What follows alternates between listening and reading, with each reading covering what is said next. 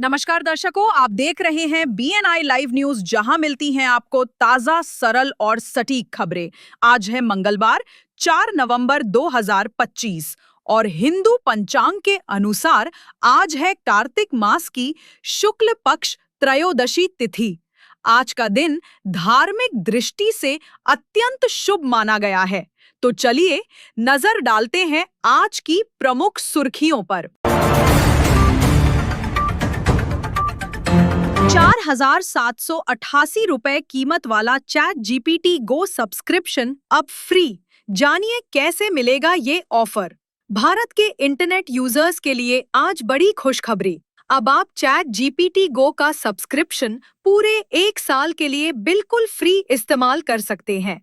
जी हाँ, जो प्लान कल तक 399 रुपए प्रति महीना का था, वो अब 4 नवंबर से पूरे साल के लिए फ्री हो गया है। यानी कि अब आपको मिल रहा है 4,788 रुपए का सीधा फायदा। ओपन एआई का ये खास कदम भारत के लिए है।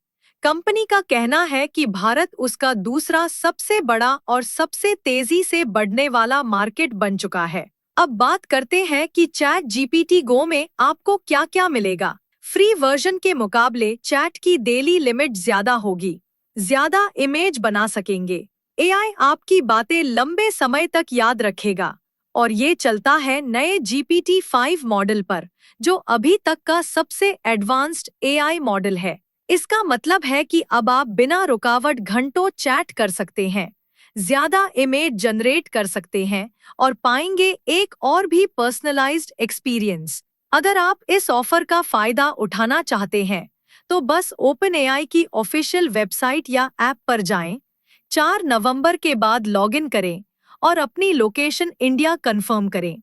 बस इतना करें और आपका फ्री चैट जीपीटी गो सब्सक्रिप्शन एक्टिवेट हो जाएगा बिना किसी हिडन चार्ज या कैच के।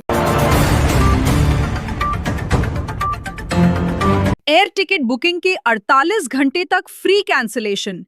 डीजीसीए ला रहा हवाई सफर के नए नियम। हवाई सफर करने वालों के लिए बड़ी राहत की खबर। डीजीसीए यानी directorate general of civil aviation जल्द ही हवाई यात्रा के नए नियम लागू करने जा रहा है। अब एयर टिकट बुक करने के 48 घंटे तक फ्री कैंसिलेशन की सुविधा मिलेगी। नए नियम के तहत यात्रियों को मिलेगा 48 घंटे का लुक इन पीरियड, यानी टिकट बुक करने के बाद सोचने का वक्त। अगर टिकट पसंद न आए या प्लान बदल जाए तो यात्री बिना किसी चार्ज के कैंसिलेशन कर सकेंगे। अगर टिकट में नाम की गलती हो गई है तो 24 घंटे के अंदर फ्री में सुधार कराया जा सकेगा। ये सुविधा यात्रियों को काफी राहत देगी। इसी तरह अगर किसी यात्री को मेडिकल इमरजेंसी हो जाती है तो एयरलाइन को रिफंड देना अनिवार्य होगा। सबसे खास बात यह है कि चाहे टिकट एयरलाइन की वेबसाइट, ट्रैवल एजेंट या ऑनलाइन पोर्टल से बुक किया गया हो, रिफंड की जिम्मेदारी एयरलाइन की ही होगी, क्योंकि ट्रैवल एजेंट को एयरलाइन का एक्सटेंशन माना जाएगा। एयरलाइन को 21 वर्किंग डेज के अंदर रिफंड देना होगा। अगर यात्री टिकट में कोई बदलाव यानी अमेंडमेंट करना चाहता है तो उसे सिर्फ नई फ्लाइट का फेयर डिफरेंस ही देना होगा। लेकिन ध्यान रखें, ये सुविधा तभी मिलेगी जब फ्लाइट की तारीख बुकिंग के दिन से कम 5 दिन डोमेस्टिक या 15 दिन इंटरनेशनल दूर हो। पीएम मोदी से मिलेंगी वर्ल्ड कप जीतने वाली भारतीय महिलाएं।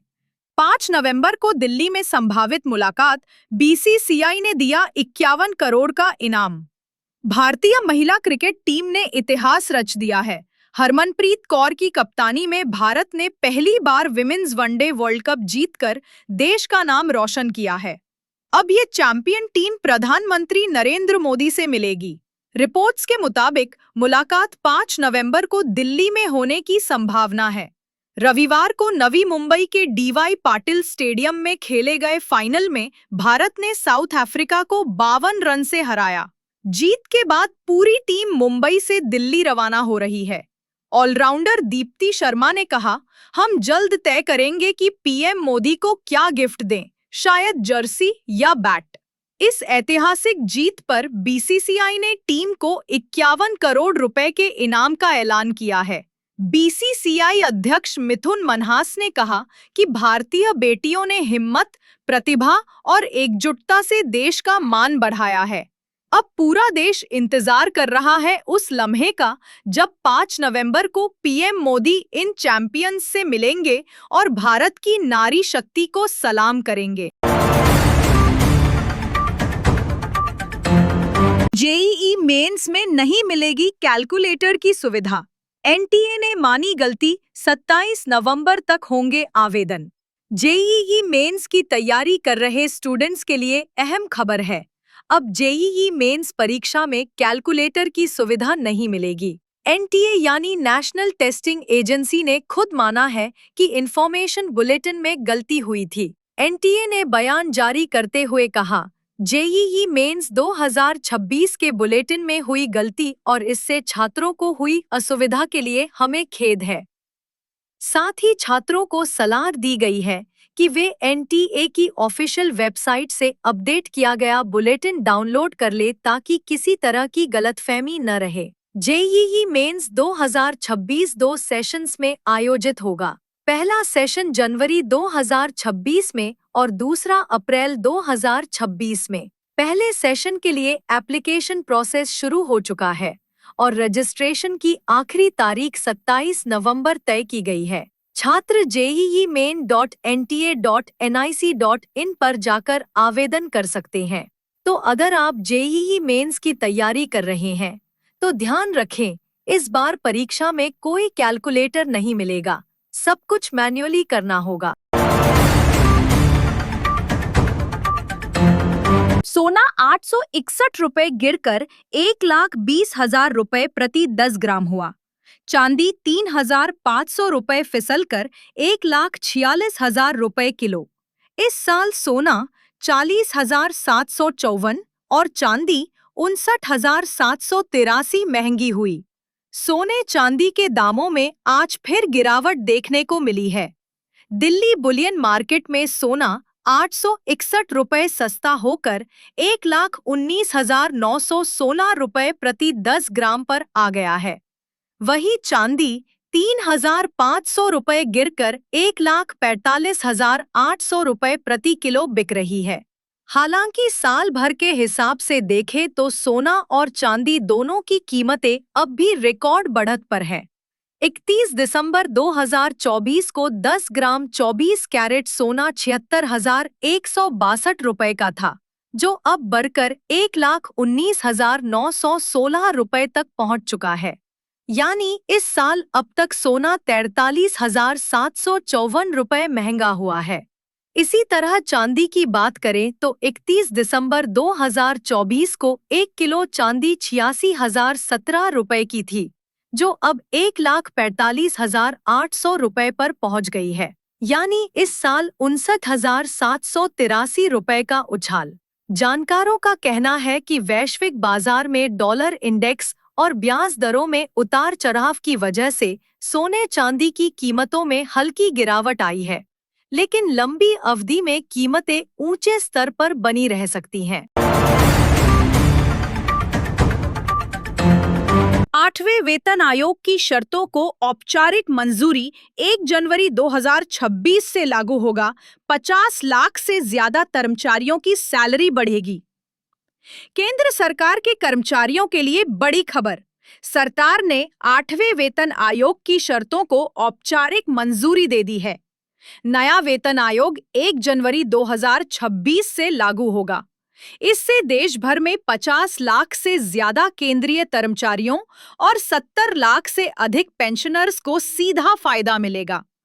नए वेतन आयोग के तहत बेसिक सैलरी, भत्तों और पेंशन स्ट्रक्चर में बड़ा बदलाव किया जाएगा। सूत्रों के मुताबिक 8वें वेतन आयोग में कर्मचारियों के डीए डियरनेस अलाउंस को मौजूदा महंगाई दर के हिसाब से और ज्यादा बढ़ाने की सिफारिश की जाएगी। सरकार का मानना है कि महंगाई और जीवन यापन के खर्च को देखते हुए सैलरी में सुधार जरूरी है। फिलहाल केंद्र सरकार के कर्मचारी 7वें वेतन आयोग के तहत वेतन पा रहे हैं, जो साल 2016 में लागू हुआ था। अगर सब कुछ तय समय पर हुआ, तो 1 जनवरी 2026 से कर्मचारियों की नई सैलरी स्ट्रक्चर लागू हो जाएगी और इसका असर सीधे तौर पर उनकी मासिक आय और पेंशन पर दिखाई देगा। तो दर्शकों, ये थी आज की सबसे बड़ी और अहम खबरें सिर्फ और सिर्फ BNI लाइव न्यूज पर, जहां मिलती है आपको ताजा, सरल और सटीक खबरें। अगर आपको आज की खबरें पसंद आई हों, तो वीडियो को लाइक करें, शेयर करें और हमारे चैनल BNI लाइव न्यूज को सब्सक्राइब करना न भूलें, ताकि देश दुनिया की हर बड़ी खबर आप तक सबसे पहले पहुंचे। और हाँ, आज की कौन सी खबर आपको सबसे ज्यादा पसंद आई, हमें कमेंट में जरूर बताएं। आपकी राय हमारे लिए बहुत कीमती है।